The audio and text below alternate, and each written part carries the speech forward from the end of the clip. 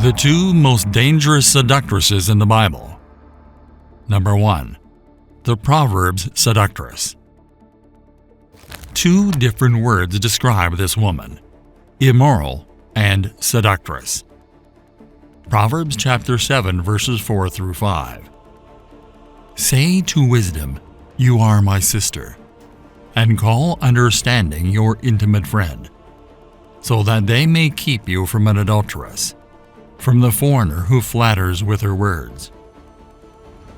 An immoral person is loose and unfaithful to the marriage vows. Seductress means foreigner and adventurous. We can avoid immoral women and men by relying on the wisdom and power of God's Word. Through His Word, we gain insight into the tactics of temptation and sin, and receive the spiritual grit essential to remain obedient in difficult times. The task of keeping men and women from sexual immorality sometimes seems impossible. Many factors contribute to this. We read, "From the seductress who flatters with her words." We are drawn into sin by immorality's words. We need the remarkable power of God's words to keep us from the immoral woman or man. A young man is wandering around town with no apparent purpose or direction.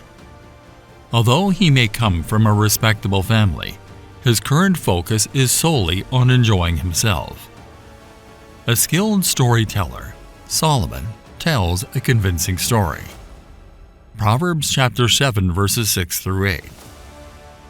For at the window of my house I looked out through my lattice, and I saw among the naive and discerned among the youths a young man lacking sense, passing through the street near her corner, and he walks along the way to her house. The man was simple, young, and devoid of understanding.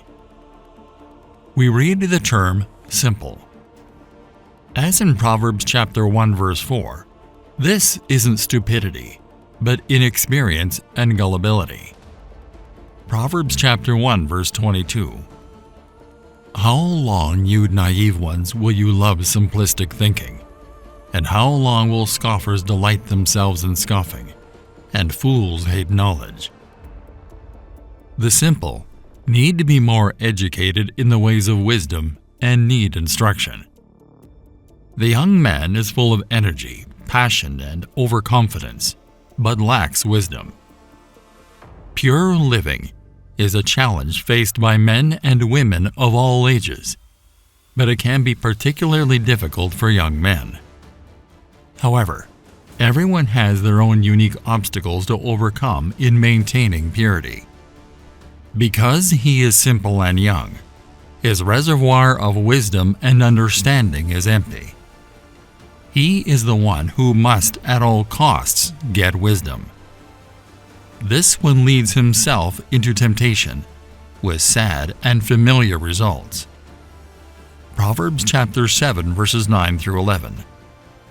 In the twilight, in the evening, in the black and dark night, and there a woman met him, dressed as a prostitute, and sly and cunning of heart. She was boisterous and rebellious. She would not stay at home. He is like a moth flying to the flame. The awful moment of danger approaches when the temptation and opportunity to sin coincide. We should constantly pray that these two should never come together in our lives. The woman now appears, dressed to kill, painted, powdered, and perfumed. Beneath her charming exterior lies a sensuous, secretive, subtle heart. Proverbs chapter 7 verses 12 through 22. She is now in the streets, now in the public squares, and lurks by every corner. So she seizes him and kisses him, and with a brazen face she says to him, I was due to offer peace offerings. Today I have paid my vows. Therefore I have come out to meet you, to seek your presence diligently, and I have found you. I have spread my couch with coverings, with colored linens of Egypt. I have sprinkled my bed with myrrh, aloes, and cinnamon. Come, let's drink our fill of love until morning. Let's delight ourselves with caresses. For my husband is not at home.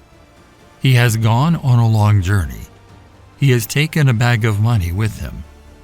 At the full moon he will come home.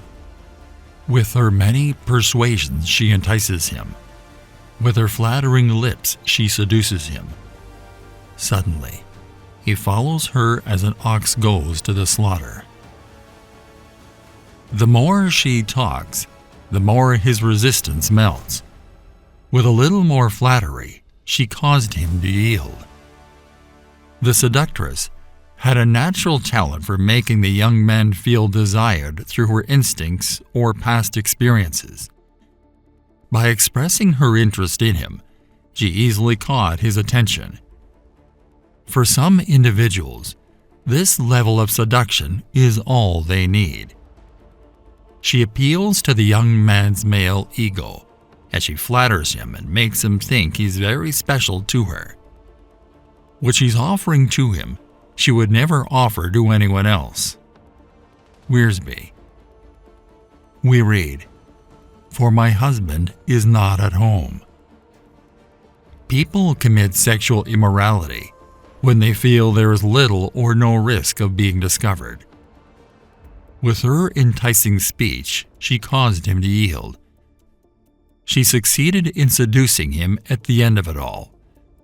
The simple young man was enticed by her enticing speech and flattering lips to commit sexual sin with her. Through words and actions, she guided her victim. Although God wonderfully designs the body for the reception and assimilation of food, there is one certain thing. The body is not for sexual immorality, but for the Lord, and the Lord for the body. Proverbs chapter 5 verses 8 through 14. Keep your way far from her, and do not go near the door of her house. Otherwise, you will give your vigor to others, and your years to the cruel one, and strangers will be filled with your strength, and your hard-earned possessions will go to the house of a foreigner. And you will groan in the end, when your flesh and your body are consumed. And you say, "How I hated instruction, and my heart disdainfully rejected rebuke. I did not listen to the voice of my teachers, nor incline my ear to my instructors. I was almost in total ruin in the midst of the assembly and congregation." Solomon did not advise his son to remain in the immoral woman's presence and test his ability to resist her seduction. Keeping a distance from her house was the best defense. We must remove our way far from her, not only in presence, but also in heart and mind. We must put away the enticements common to our day and work for a mindset on things above. Number 2. The Seductress of Egypt. To create the setting, Joseph, Jacob's son, had just been sold by his brothers. Moreover, the brothers had lied to Jacob. Jacob had come to terms with the fact that his son Joseph had died. To his brothers, he was gone for good, possibly even dead. However, Joseph was very much alive. Genesis chapter 39 verse 1. Now Joseph had been taken down to Egypt, and Potiphar, an Egyptian officer of Pharaoh, the captain of the bodyguard, bought him from the Ishmaelites who had taken him down there. Joseph found himself in a foreign place and culture, surrounded by a new language. Potiphar was no idiot, no matter what title you gave him. He was a man of seasoned military experience, with power over life and death. Joseph, on the other hand, not only adjusted to his new position, but thrived in it, for one significant reason. That reason emerges in a beautiful phrase that appears a number of times in Joseph's story. And the Lord was with Joseph. Joseph's life was intricately intertwined with the sovereign God of Israel. He directed him. He favored him in Potiphar's eyes. God, without a doubt, was the key to Joseph's success. Not only did Potiphar's possessions end up under Joseph's watchful eye and guiding hand, but so did all of his benefits. What a great advancement! From a regular enslaved person, most likely one of the dozens in Potiphar's household, to running the household of Egypt's top military man. But it gets even better, for through Joseph, the Lord blessed Potiphar's house and all that he owned. Joseph was clearly doing well, but keep in mind that with greater success comes greater levels of trust, which inevitably leads to greater periods of vulnerability. At such times, we may expect temptation in prosperous days. It is there that the tempter lies in wait. Beware. The Holy Spirit, who hovered over the writing of the biblical text, led to the smart and exact selection of words. As a result, Genesis 39:6 concludes with an unexpected but significant sentence. Now Joseph was handsome in form and appearance. The New International Version reads, Joseph was well built and handsome. The scriptures don't mince words. Neither did Potiphar's wife. Genesis chapter 39, verses 7 through 9. And it came about after these events that his master's wife had her eyes on Joseph, and she said, Sleep with me. But he refused and said to his master's wife, Look with me here. My master does not concern himself with anything in the house, and he has put me in charge of all that he owns.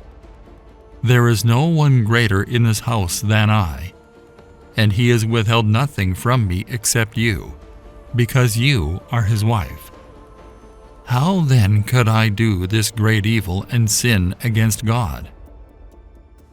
He fought her seductive remarks, staring her down, determined not to submit. How could he do such a thing? Clarence Edward McCartney adds a realistic touch. This was no ordinary temptation. Joseph was a red-blooded young man, not a stone or a mummy in his 20s. It wasn't just one temptation on one day, but a series of them. How could this red-blooded young man in his late 20s say no? Because he was aware that his life was an open book in front of his God. By this point in his life, Joseph's God was more real to him than anything or anyone else on the planet. He was in a secret chamber, absolutely safe with the master's wife, who had set up this anticipated moment of lusty delight for him. He was a dashing young bachelor. They were by themselves. Yielding would have been the most natural thing in the world. But according to Joseph, this is a grave evil, a horrific offense against his God. As a result, he walked away. Genesis chapter 39, verse 10. Though she spoke to Joseph day after day, he did not listen to her to lie beside her or be with her. This was a devilish seductress. She was compelled to be with Joseph. All of his discourse about the moral reasons for resisting just fueled her determination. She was unconcerned about the purity of her marriage or the trust between her husband and this young man. She was only concerned with satisfying her physical desires right now. If you're living in the delusory belief that if you resist temptation, it will go away, break it right now. In reality, when you think like this, you become an even more attractive target for the tempter. Furthermore, keep in mind that the tempter desires the recognized personality, the one who is quoted by others, the successful individual, the trusted spouse, and the godly soul. That's why it's not unexpected that Potiphar's wife pursued Joseph with such tenacity. He was a hoot. Get him, and she'd accomplished something. But Joseph refused to budge. And aren't we glad he did? The tiniest show of interest in her would have sealed his fate. The allure of sexual lust acts like a magnet, drawing two sudden and fierce forces toward each other: inner desire and outward bait. Let's face it, if you live in the real world, you can't escape the bait. In fact, even if you manage to isolate yourself from the outside world, your mind will not allow you to escape the outer bait. However, keep in mind that there is no sin in the bait. The sin is in the bite.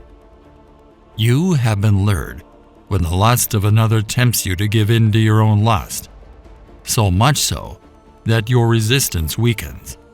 You've succumbed to the allure of temptation. Joseph exemplifies the secret beautifully. He refused to surrender. Genesis chapter 39, verses 11 through 12. Now it happened one day that he went into the house to do his work, and none of the people of the household was there inside. So she grabbed him by his garment, saying, "Sleep with me." But he left his garment in her hand and fled, and went outside. There were no servants in sight. Why is this so? Potiphar's wife might have dispatched them on errands to get them out of the way. Whatever the reason, she was alone in the house with Joseph, and she made another move. Only this time, she was not going to take no for an answer. She went beyond verbal advances and physically seized Joseph's hand. She clung so firmly to him that as he yanked away and rushed out into the street, he left his outer robe in her clutches. What a clear picture! What a practical way to shine a light on the truth from Joseph's life. Mrs. Potiphar's passion was transformed into rage. This scorned woman now desired only vengeance. To accomplish this, she constructed a bogus case against Joseph based on circumstantial evidence: his robe. Genesis chapter 39, verses 16 through 20. So she left his garment beside her until his master came home. Then she spoke to him with these words: "The Hebrew slave, whom you brought to us, came in to me to make fun of me. But when I raised my voice and screamed, he left his garment beside me and fled outside." Now when his master heard the words of his wife which she spoke to him, saying, "This is what your slave did to me," his anger burned. So Joseph's master took him and put him into the prison, the place where the king's prisoners were confined, and he was there in the prison. Watch closely as a plot against Joseph unfolds. On the surface, it is heartbreaking. Joseph was completely innocent, but the odds were stacked against him.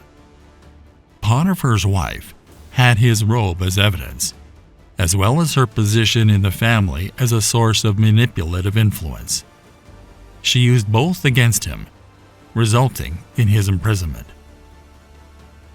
I don't want to be accused of interpreting something in this story that isn't there, but I believe there is evidence to support the assumption that Potiphar did not completely trust his wife.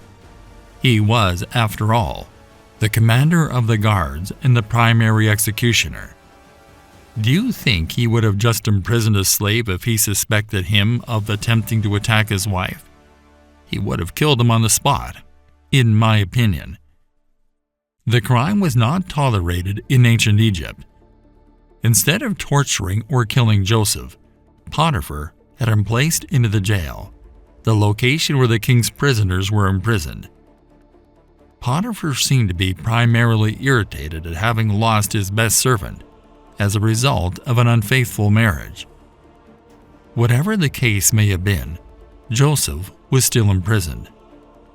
Consider what was going through Joseph's mind at this point, just after he was imprisoned. He was not only innocent, but he had repeatedly rejected obvious temptation. He'd never read Genesis 41 before. He had no idea what would happen in the end. He didn't know that in a matter of years, he would be Prime Minister of Egypt. All the man knew at this painful moment was that he had done what was right and had suffered wrong for it. Time dragged by. Days turned into months. He was again unfairly rejected, forgotten, totally helpless. But somehow, in the midst of this unfair situation, Joseph sensed that Jehovah's hand was in all this. "Joseph, you're mine. Just wait. I'm with you. I'm not ignoring you or rejecting you. You will be a better man, Joseph, because of this accusation against you. I'm not through preparing you for my service." Does that sound too pious? Are those meanderings too much for you to swallow? Am I off base here? Not if we believe the rest of the story recorded in this chapter. Genesis chapter 39, verses 21 through 23. But the Lord was with Joseph, and extended kindness to him, and gave him favor in the sight of the warden of the prison. And the warden of the prison put Joseph in charge of all the prisoners who were in the prison, so that whatever was done there, he was responsible for it. The warden of the prison did not supervise anything under Joseph's authority, because the Lord was with him, and the Lord made whatever he did prosper. Have you noticed the important phrase, "The Lord was with him"? Joseph was in the hands of the Lord. However, the relationship was mutual. Joseph too obeyed God. Instead of being bitter and angry, he put God first. As a result, he thrived, even while imprisoned. Amazing. It's possible that you're currently confronted with temptation. Maybe you've already yielded. Some may be thinking to themselves, "So far, I've been able to resist the allure of sensual temptation, but I need your support to keep going." But no one watching this can say, "I have no idea what you're talking about. I've never seen anything like it in my entire life." As a result, let me conclude this with some practical advice for everyone who reads these words by the grace of God. 4 conditions must be met if you intend to avoid temptation. I'll cut to the chase and then explain each one. First, it's important to not let your situation weaken you. Second, don't be fooled by someone trying to persuade you. Third, you must not be gentle with your emotions. Fourth, you must not be confused with the immediate results. The reality revealed in Joseph's life applies to all of us, whether we are married or unmarried, divorced or remarried, man or woman, young or elderly. Don't linger in any circumstance, no matter how enticing, delicious, or briefly delightful the bait appears.